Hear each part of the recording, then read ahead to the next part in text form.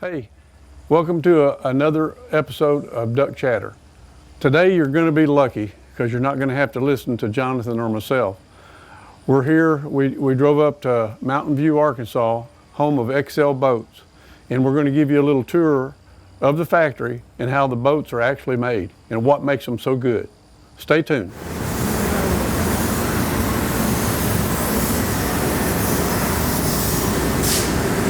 So everything starts here. This is kind of the heartbeat of the whole operation.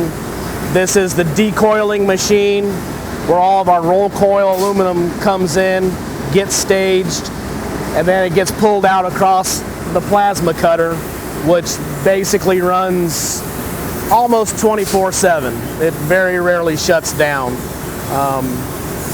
Depending on what boat model it is, whether it's a shallow water or all the way up through our Stormcat, it may go through 2 metal changes all the way up to, like the Stormcat, it'll have to get 4 metal changes before all the different types of metal are cut to build the boat. Something like a shallow water may have less than 100 pieces that make the whole boat. Stormcats have over 400 pieces that make the entire boat. So everything has to start right here as it runs. Obviously everything's in a nest programmed for whatever boat it's cutting, obviously. And so as the parts go through their process, everything is cut out. It'll then get staged into what the next step will be, whether it has to go through a flat table welding process or if it has to go through the break and shear to get bent to its final pieces. For instance, it's kind of busy today. We're setting up and building all of the kits, if you will, all of the metal kits and pieces for this week's production. So everything is being laid out right now for different boats. As it makes its way around, some of them, for instance, will go on the big shear or the big break right So here. These are all 220 bay boat hulls. These are hull sides right here. So these have all been bent this morning. That will be for this week's production. What gauge is that? These are 125. 125. Yeah. But as everything gets bent, whether it's the stringer pieces, the floor system, box lids, the amount of pieces that have to get bent are huge. Just the sheer volume of all the stuff that has to get bent. So a lot of pieces, when they get bent, we'll go to another pre-staging process. For instance, all these, that's one entire boat's worth of parts.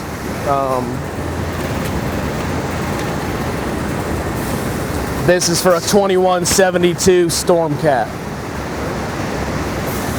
Thing that has to get TIG welded, all the corner pieces of all the lids, right, all of the interior pieces of any of the amount of work that goes in right here. This is kind of where the first true artistic part of the process takes place, as far as they're as absolutely as perfect as they can be bending the pieces, and then these fellas here are the ones that are putting the finish welds and finish beads on all the corner.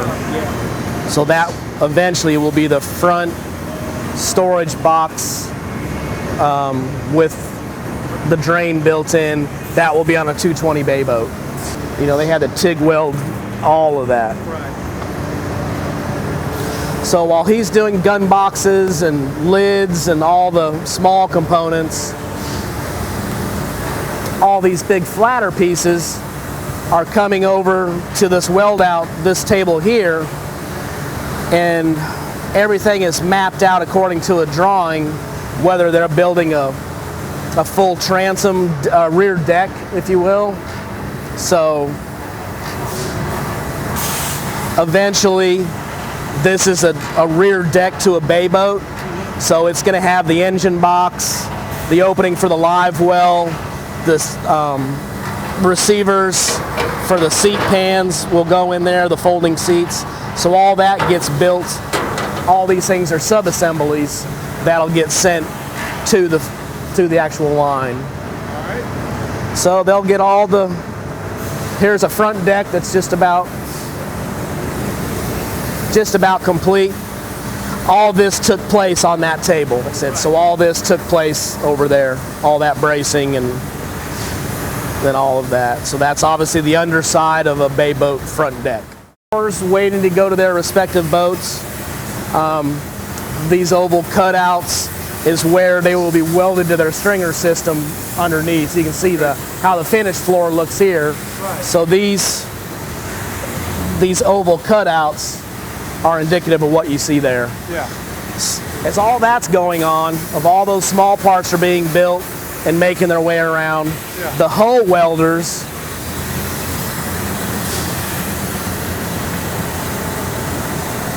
are actually, there's a two-man team that lays the two hull sides on the jig and they start welding the hull.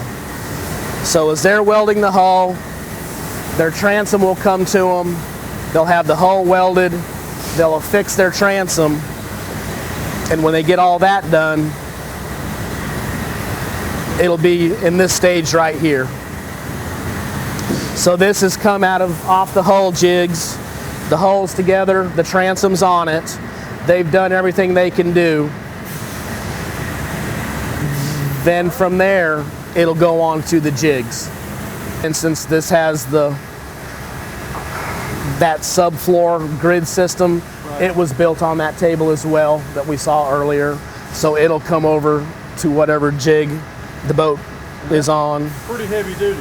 Oh yeah, as far as that is probably one of the most elaborate grid stringer systems that you'll find in an aluminum boat. Yeah. I mean, the amount of work it takes just to make that grid system is something else. Chase and drain hoses are put in here. Mm-hmm. We're constantly striving to find where we need to add new hoses to make rigging easier, to pull wires easier, because once everything's together and foam filled, there's no other ways to get wires through it. So we're doing everything we can. You can see how many hoses terminate right there in the center, and those are all rigging tubes. Right now, we're running 4 shallow water jigs and 2 bigger jigs to run bay boats and storm cats on. All the jigs are very specific into what kind of boat can sit on them. And the jigs are adjustable. You can see how this one, the configuration is a lot different on that jig as opposed to that jig. Near completion, a boat will stay on its jig for the most part until it's done. When it comes off its respective jig, it'll go on this trolley system. But for instance, this one, they're just now getting the ribs put in it, and they all get pressed in place and welded in place. After that, they come to a spot that we call cap out, and what cap out means is all of the finish welds, just like the fellow was doing before, where he was TIG welding the corners of all the doors and TIG welding the lids. They'll come in and TIG weld all of the finished welds and deck welds, stuff that doesn't get done in that. All that work gets done here at the end. One guy he will run the entire operation himself. He will TIG the entire boat. Incredibly tedious. This guy's job is. Tell you what, I am impressed. I had no idea there was this much stuff that went into each boat. Oh, it's the amount of just the sheer number of pieces and how that all comes together to how many different pieces have to come from different parts of the factory and meet up on the line it's incredible. But we go into a wash area. So metal or aluminum just by its nature, is always oxidizing. So from the time it's on the roll coil to when we start handling it, it's getting oxidized. So first thing we do is we wash it, try to get as much oxidation off as we can, and then we start hand sanding. Another QC process here to kind of find anything that may differ coming off the line. So depending if they came down that room, they'll get hung on this trolley here. If they came down that side of the building, they get hung on the trolley over here. They both, the same wash station happens here. Continue on the trolley and they'll make their way around. And we'll start QCing them here a little bit more, start looking for little things that have happened. They'll address some of them here in their sanding. In this station here, we don't have one here right now, but this is where everything gets foam filled and foam injected. Okay. Depending on the model, there's a very specific map of where foam shots go within the boat.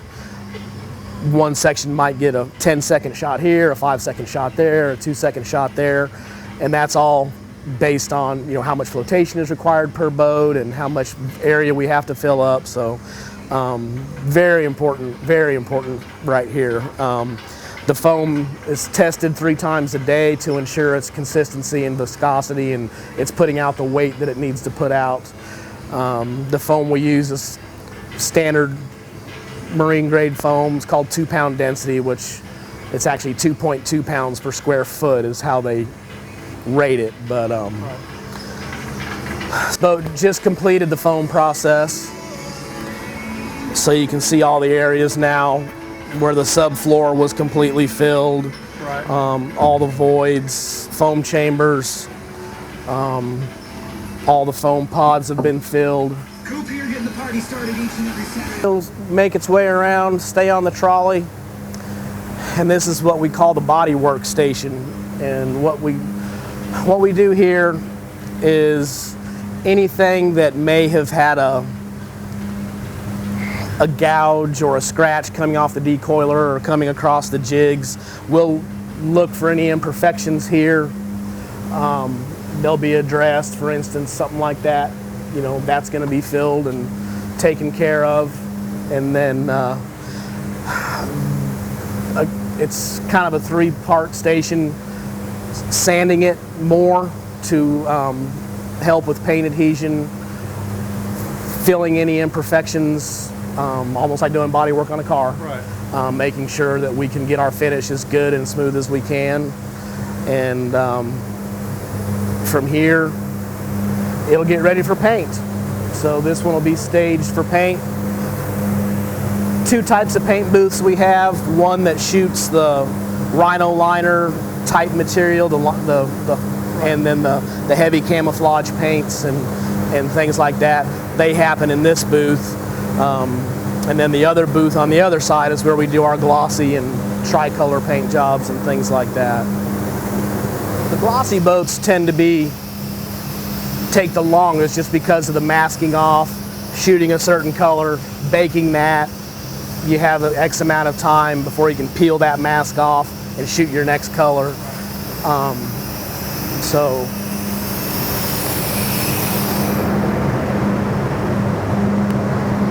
So this one is one they're getting ready to spray right now. It'll be ready. They've shot the interior of this one.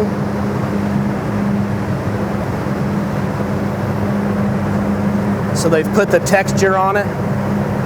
Now the next process is they'll come back with another color, and then they'll put our speckles that we put in there. So this one's well on its way.